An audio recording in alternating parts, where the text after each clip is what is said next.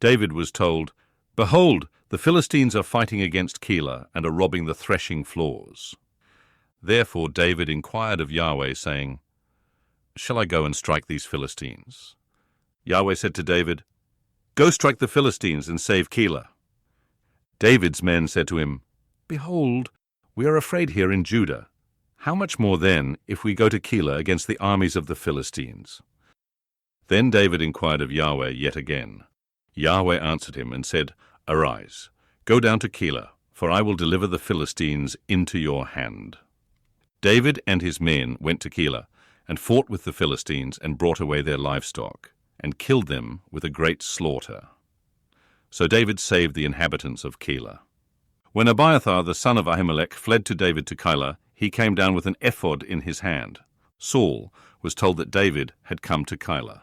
Saul said, "God has delivered him into my hand, for he is shut in by entering into a town that has gates and bars." Saul summoned all the people to war, to go down to Keilah, to besiege David and his men. David knew that Saul was devising mischief against him. He said to Abiathar the priest, "Bring the ephod here."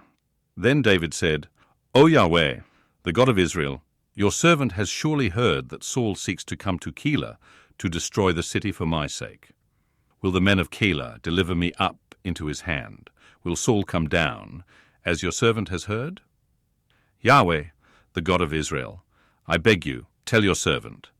Yahweh said, "He will come down." Then David said, "Will the men of Keilah deliver me and my men into the hand of Saul?" Yahweh said, "They will deliver you up."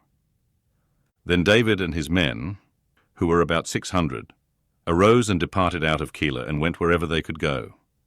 Saul was told that David had escaped from Keilah, and he gave up going there. David stayed in the wilderness in the strongholds, and remained in the hill country in the wilderness of Ziph. Saul sought him every day, but God didn't deliver him into his hand. David saw that Saul had come out to seek his life. David was in the wilderness of Ziph in the woods. Jonathan, Saul's son, arose and went to David into the woods, and strengthened his hand in God.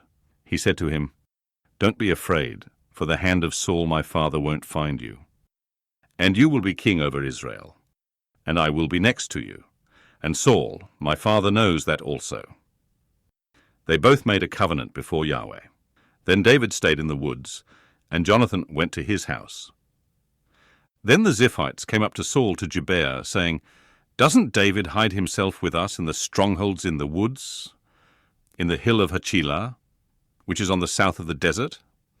Now therefore, O king, come down, according to all the desire of your soul, to come down, and our part will be to deliver him up into the king's hand." Saul said, "You are blessed by Yahweh, for you have had compassion on me. Please go make yet more sure, and know and see his place where his haunt is, and who has seen him there. For I have been told that he is very cunning.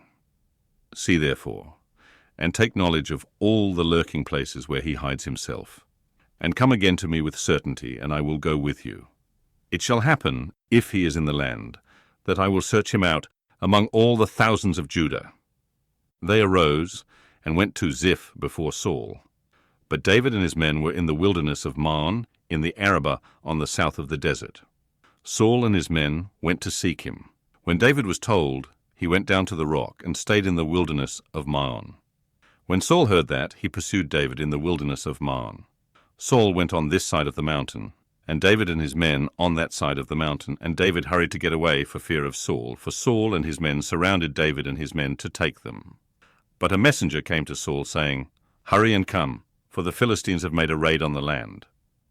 So Saul returned from pursuing David, and went against the Philistines.